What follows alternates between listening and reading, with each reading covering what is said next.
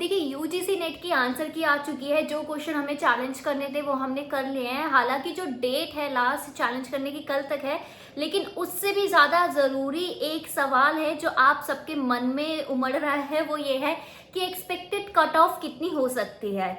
इससे पहले कि मैं कट ऑफ डिस्कस करूं, जिसमें मैं कैटेगरी वाइज आपका पूरा सेग्रीगेशन आपको बताऊंगी कि आपका जनरल का, ओबीसी, ईडब्ल्यूएस, एसटी, एसटी, ये सारा मैं बताऊंगी। जेआरएफ के लिए भी, नेट के लिए भी, ठीक है। लेकिन इस वीडियो को एंड तक जरूर देखिएगा और सबसे पहले तो इस वीडियो को लाइक कर लीजिए। और स्वागत है आप सभी का मेरे चैनल डिस्कवर स्टडी में with your UGC NET mentor Preeti Vora.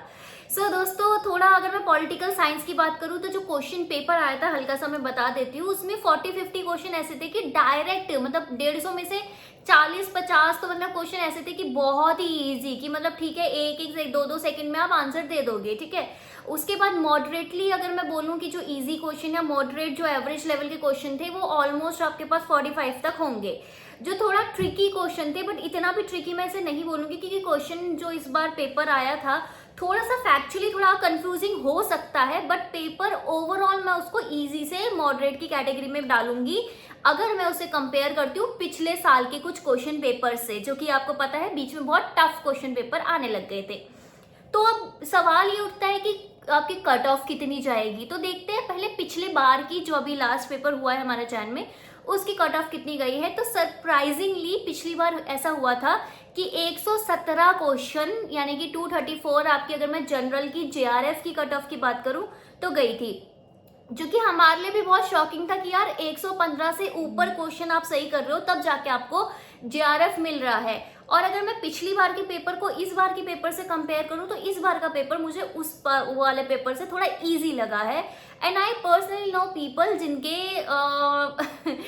थोड़ा बोलना ऐसा है कि 125-128 क्वेश्चन भी ठीक है, ठीक है। डरने की बात जरूरत नहीं है। ये कुछ ऐसे धुरंधर लोग होते हैं जिनके होते हैं ठीक, ठीक है, जिनको बहुत टाइम से, मतलब जो पर्सनली 2-4 टाइम से दे रहे होते हैं पेपर एंड आ जाते हैं, उनका कंसेप्चुअल बिल्डिंग हो जाता है। बट अगर मैं बाकियों की बात करूं तो पिछली बार हमारा जो नेट की कट ऑफ थी वो थी 210 यानी कि 105 क्वेश्चन। तो देख लेते हैं कि अगर मैं जनरल कैटेगरी की बात करूं तो अब कितनी एक्सपेक्टेड हो सकती है। तो मुझे पर्सनली लगता है कि पिछली बार से जो कट ऑफ है वो लो नहीं जाएगी, वो हाई ही जाएगी।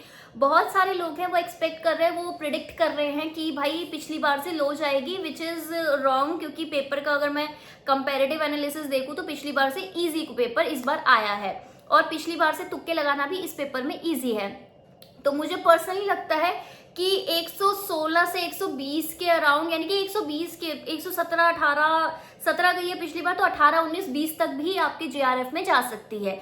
दूसरी अगर मैं नेट की बात करूं, ठीक है, क्वेश्चन बता रही हूँ मैं, 117 वगैरह क्वेश्चन बता रही हूँ आउट ऑफ 150। अगर मैं नेट की बात करूं तो पिछली बार था कि भैया आपको 105 क्वेश्चन आपको सही करना है, बट मुझे लगता है कि नेट इस बार 110 क्वेश्चन से ऊपर में होने वाला है, बिकॉज कॉम्पिटिशन हाई है और दूसरा पेपर इजी आया है। नेक्स्ट में अगर नेक्स्ट कैटेगरी की बात करूं तो मैं बात करूंगी साथ में ओबीसी और ईडब्ल्यूएस की, क्योंकि मोस्टली अगर आप देखेंगे पिछली कई बार से दोनों की कट ऑफ ऑलमोस्ट सेम होती है, ठीक है। तो पिछली बार की बात करें तो 113 क्वेश्चन अगर आपके सही थे तब जाके आपका जेआरएफ हो रहा था ओबीसी एंड ईडब्ल्यूएस की कैटेगरी में, जो कि इस बार मुझे लगता है कि 115 के अराउंड चले जा सकता है। दूसरी अगर मैं बात कर लेती हूँ नेट की, तो नेट हो रहा था पिछली बार 98 क्वेश्चन में, ठीक है, लेकिन इस बार मुझे लग रहा है कि 100 क्वेश्चन तो एनी हाउ वो ब्रीच करेगा ही करेगा। साथ ही साथ बहुत सारे स्टूडेंट्स हैं जिन्होंने 2-4, मतलब जैसे कुछ क्वेश्चंस ऐसे हैं जो कि चैलेंज करे हैं, वैलिड हैं एंड बच्चों ने सही किए हैं, और कुछ इजी क्वेश्चन है जो आपके आंसर की में गलत आ रखे थे, बट इट्स वेरी मतलब ऐसे अगर मैं समथिंग 833 वाला क्वेश्चन अगर मैं देख लूँ, मैथ्स के फॉर्मूले हुए हैं, उसमें 3-4 ऑप्शन सही दिए थे, बट ओनली सी का आंसर ठीक निकल रहा था, बाकी गलत आ रहे थे। तो इस तरीके के भी बहुत सारे क्वेश्चन हैं जो कि हमने चैलेंज किया है, जिसमें आपके मार्क्स सबको मिलेंगे, डोंट वरी। जिसमें मैंने आपको बताया है, बहुत सारे लोगों को ये भी डाउट हो रहा है कि अगर हमने चैलेंज नहीं किया तो हमको मिलेंगे कि नहीं मिलेंगे। अगर ऐसा यूजीसी एक्सेप्ट कर लेता है कि ठीक है यार आपने सही किया है तो आपको मार्क्स मिलेंगे, राइट। अब अगर मैं नेट की बात करूं तो नेट में मैंने बताया कि 100 क्रॉस करेगा। मुझे ऐसा लग रहा है कि 102 क्वेश्चन सही होने पे, 100 से 102, अगर पहले 98 था तो उसमें आपका नेट क्लियर होगा। नेक्स्ट बात कर लेते हैं आपका एससी कैटेगरी की। तो एससी कैटेगरी का हाल ये था कि 212 दैट मीन्स 106 क्वेश्चन सही होने पे आपका जेआरएफ हो रहा था। तो वो मुझे अब लग रहा है कि 108 से 110 के करीब ये चीज़ जा सकती है। और अगर मैं नेट की बात करूं तो नेट आपका हो रहा था पिछली बार आई गेस 92 क्वेश्चन पे, तो मुझे ऐसा लग रहा है कि वो 95 क्रॉस करेगा। ठीक है, एसटी की बात कर लेते हैं। तो पिछली बार ऐसा था कि 104 क्वेश्चन पे यानी कि 200 मतलब 208 समथिंग जो आपके पेपर मतलब सही होने चाहिए थे। ठीक है, 104 क्वेश्चन सही होने चाहिए थे, तब जाके आपका जेआरएफ हो रहा था। बट इस बार की जो एनालिसिस है उसमें मुझे पर्सनली ऐसा लग रहा है कि आपके 105 तो क्रॉस करेगा, 105 106 ज़्यादा डिफरेंस नहीं आएगा, बिकॉज कैटेगरी वाइज भी ना कंपटीशन होता है। ठीक है, जब मैं कट ऑफ की बात करती हूँ तो मुझे ऐसा लगता है कि 106 यानी कि 2 ही क्वेश्चन का फर्क पड़ेगा एससी और एसटी पर्टिकुलर कैटेगरी में, ज़्यादा नहीं पड़ेगा। बट ये फर्क जो 2 क्वेश्चन का है ये मतलब अगर आप लोगे तो ओबीसी में मुझे और ईडब्ल्यूएस में मुझे ज़्यादा लग रहा है कि हाँ 2-3 क्वेश्चन का फर्क पड़ सकता है, या फिर अगर जनरल कैटेगरी है उसमें 3 क्वेश्चन का फर्क पड़ सकता है, ऑब्वियसली ज़्यादा ही। बट बाकी में मुझे लग रहा है कि 2-2 क्वेश्चन का फर्क पड़ेगा और इस बार थोड़ी कट ऑफ हाई जाएगी।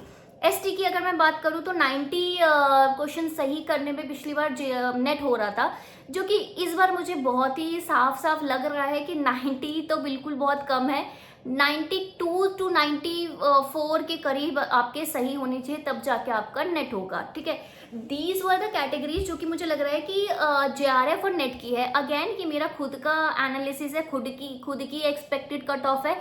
अगर किसी का इस कैटेगरी में नहीं हो रहा है या जो भी है तो अभी उदास नहीं होना, बिकॉज जो यूजीसी नेट है ना, यूजीसी या एनटीए हैं जो, वो इस बार ना बहुत ही फास्ट ट्रैक कर रही है हर एक चीज़। अगर मैं एडमिट कार्ड की बात करूं तो एडमिट कार्ड भी लास्ट 2 डेज में बहुत जल्दी जल्दी आ गए थे, सब चीज़ हो गई थी, आपका पेपर हो गया था। उसके बाद आपकी अगर मैं बात करूं तो यूजुअली ऐसा होता था कि 2 हफ्ते बाद आपकी ये आंसर की आती थी, जो कि इस बार 1 हफ्ते बाद ही आ गई, विद इन 1 हफ्ते के अंदर अंदर ही आ गई।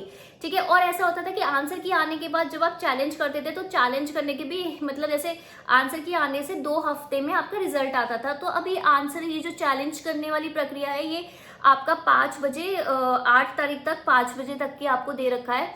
बट मुझे ऐसा लग रहा है कि इस बार ये क्या करेंगे, रिजल्ट भी जल्दी जल्दी दे देंगे, बिकॉज वो ऑलरेडी बहुत ही फास्ट ट्रैक में काम कर रहे हैं। तो ऐसा हो सकता है कि जो रिजल्ट है ना आपका वो 20 से पहले ही आ जाए। सो अभी इन सब चीज़ों को लेके परेशान नहीं होना है। मुझे ऐसा लग रहा है कि अपकमिंग 10 डेज के अंदर अंदर आपका रिजल्ट आपके हाथ में होगा। तो रादर देन थिंकिंग कि यार मेरा होगा कि नहीं होगा, तो आप आगे की बात सोचिए कि अब आप आगे क्या करोगे। बहुत सारी ऐसी कैटेगरी है जो पीएचडी ओनली है। पीएचडी ओनली का मैंने जानबूझ के नहीं बताया, बिकॉज उसमें वेरी बहुत ज़्यादा कर देता है डिपेंडिंग ऑन द कॉम्पिटिशन। ठीक है, वो वेरी हो जाता है। साथ ही साथ क्या है कि कुछ लोग, अगर मैं पीएचडी ओनली का भी बताऊंगी, कुछ लोगों का उसी कैटेगरी में नहीं आ रहा होगा तो वो और निराश हो जाएंगे। So leave it aside. और आपको अब करना क्या है, देखो अगर आपका क्लियर होगा, ठीक है, तो आपको नेट के हिसाब से असिस्टेंट प्रोफेसर के लिए अप्लाई करना है या फिर पीएचडी के लिए। ठीक है, यहाँ पे एप्लीकेशन तो करोगे ना, अप्लाई करना तो जरूरी है। तो अभी अगले 2 हफ्ते में ना सिर्फ सिनॉप्सिस बिल्डिंग पे ध्यान दो। ठीक है, अगर बाय चांस आपका नहीं हो रहा होगा तो आपको फिर दिसंबर वाला पेपर देना है। ठीक है, अगेन उसमें बहुत टाइम है, और पीएचडी के लिए सिनॉप्सिस तो फिर भी आपको चाहिए, बिकॉज जेआरएफ आप तभी क्लेम कर सकते हो जब आप एडमिशन लो। तो एडमिशन की अभी आप तैयारी कीजिए। बाकी मैं आपको कल बताऊंगी कि हर एक कैटेगरी वालों को क्या करना चाहिए। ठीक है, so till then all the best. Video को लाइक जरूर करना। अपनी जो भी क्वेरी है, जो भी क्वेश्चन है, वो कमेंट सेक्शन में आप लिखिए, मुझे बताइए कि आपको कितना मतलब कितने मार्क्स आ रहे हैं, सो दैट मैं आपको थोड़ा बता पाऊँ। और कैटेगरी भी लिख दीजिएगा, सब्जेक्ट भी लिख दीजिएगा। All the best for the result and see you in the next video. Channel को सब्सक्राइब जरूर कर लेना और वीडियो को लाइक जरूर कर लेना।